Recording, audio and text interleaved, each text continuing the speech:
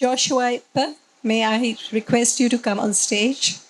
He's a Singaporean poet, editor, literary editor, and his poetry collection includes the award-winning Sonnets from Singlish. He's co-founder of the literary non-profit Sing Lit Station, and his other books are Making Love with Scrabble Tiles, Footnotes on Falling, Translation to the Tanglish, and Own Yourself, Say Own Yourself.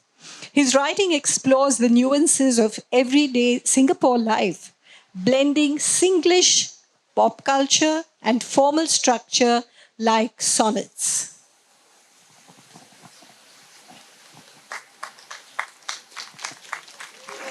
It's on.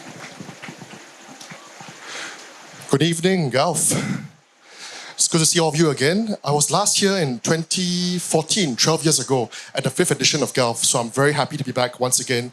Thank you, of course, to Vivek and Damoda for inviting me once again, and to all the illustrious speakers for going before.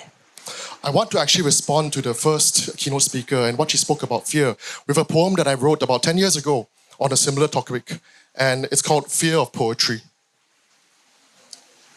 Fear of poetry, a free speech. This is what I can and cannot say, a little and a lot, in all the time allotted to me on this earth. I fear I say nothing without it being sent to vet, like a sick animal. I hold my own tongue. It is moist like a dog's. I eat my own words. They are tastier with ketchup. I chew my own cud, but I do not share it with others, nor do I force others to share it with me. That is an important difference. I shut my own trap. I keep my own counsel. I shoot my own messengers. I close my own case. I answer my own fan mail, which I also write. Very well, thank you. The act of saying is just so, an act, but also an action. Mouth to mouth, through word of mouth, the mouth become flesh. The month, restate, rehash, resuscitate, refresh. See, I do not stand behind anything I have said. Rather, I am standing off to the side and the words are just sidling, stumbling, sashaying past me out of the subway, the rolling deeps, in a hurry to get to their wives or workplaces or watering holes or where they need to go. I am just a contractor of the Land Transport Authority whose job is to count the passage of words, not to judge or pronounce their sentences, but just number them as they go by, for smarter people to forecast and graph future transportation system upgrades. But honestly, I fudge all the results because really these words do not count, are not accountable, will not demand a recount. I am irresponsible for them and will not respond on their behalf. See, I used to write prepared statements for moments like these where clarity or obfuscation would be required, but now we have AI chatbots for that. After my shift, I will walk through the talk shop and the speakeasy, walk past the open mic, the spoken word, walk past the writing workshop and the masterclass to where words fail, where language lets you down, where meter is marginalized in my own mind, where poetry pisses me off. I am allowed to say all these things because I am not in my own country. I am not even in my own right mind. I am not myself. See, I cannot say all of this without first imagining someone else saying it for me, to deceive the senses embedded in my brain. Repeat after me, I am not saying anything. Because if you do not, the explosive implants behind my eyes will go nova, and I will still have said nothing. Pardon me, but if I subtly shove my arm up my ass and go in deep, reach up in the elbow, I can operate the levers of my mouth, opening and closing like a fish. I need the other hand in there as well, to hold my tongue, to pilot my palate, to ululate, to yodel in the language of the animal, the other, the margin. Finally, once both hands are settled, I stick my head in there as well and blow a column of vibrating air into the long horn, echoing from my gut.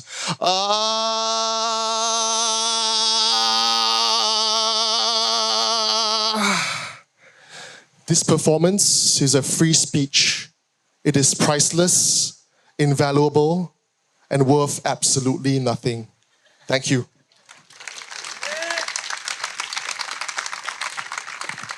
I have two more poems for you today, one long, one short. When I was here 12 years ago, I was a young man. Now I am a young father. That's the one thing that's changed a lot about me. And so I want to read a poem about fatherhood called Fatherhood Statements. The day I was born was the day my son was born. I learned about responsibility. Responsibility, my ability to respond, to answer for, be surety, to pledge, make a libation, serve a bond, a liquid sacrifice, a guarantee. Response. The Latin root gives sponsor, and despond gives correspond, someone to co-respond with, a spouse. Spondere is a promise. What a bond to be born, by Jove or by Bon Jovi. It's my life. No, it's yours. Oh, we're halfway there. Oh, living on a prayer. Did you know born is the past tense of bear? To sustain, to endure, a large carnivorous mammal of the family Ursidae, a state of being, to carry, to bring forth, to bear down, to bear in mind a child. What is it to be male today? To mail it in? To wear it like chainmail? To may or may not show up? To malinger? The reliability of a mailman carrying other people's letters and never your own? To be a Batman or a role model? To wear a mask and occasionally your underwear on the outside? Pater, paternal, paternity, patronymic, patriarchy, patrimony, immaterial things handed down from the past, and then matrimony. What is that contrast? To be a patron or to patronize, pop, like a firework. I'd rather be a vagabond. Oh, father, be another one. The day he was born, I breathe. The day he was born, I was bona fide bonkers. How far I'll go as a father, and how much farther? How much further for my furless Furby, for a baby? The day I was Bond, James Bond, shaken, not at all stirred, a revolving door of men trying to play an impossible or possibly obsolete role.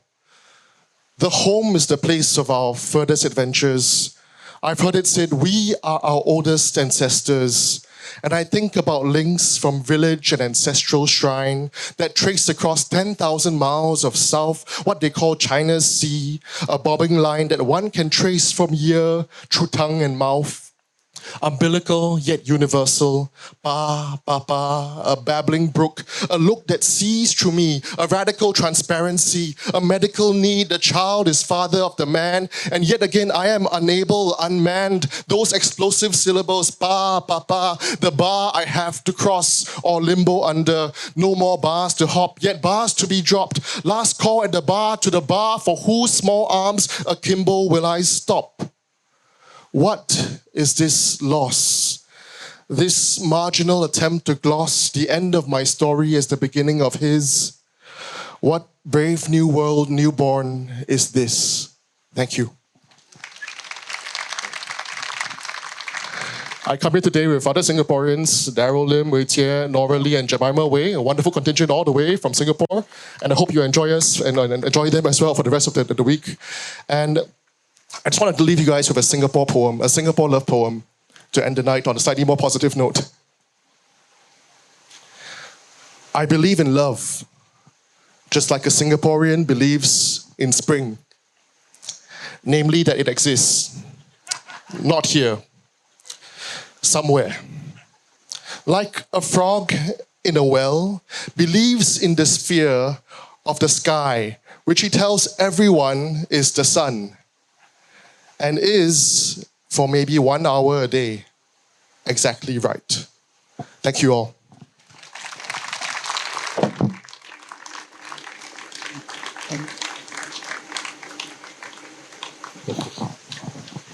Thank you, Joshua.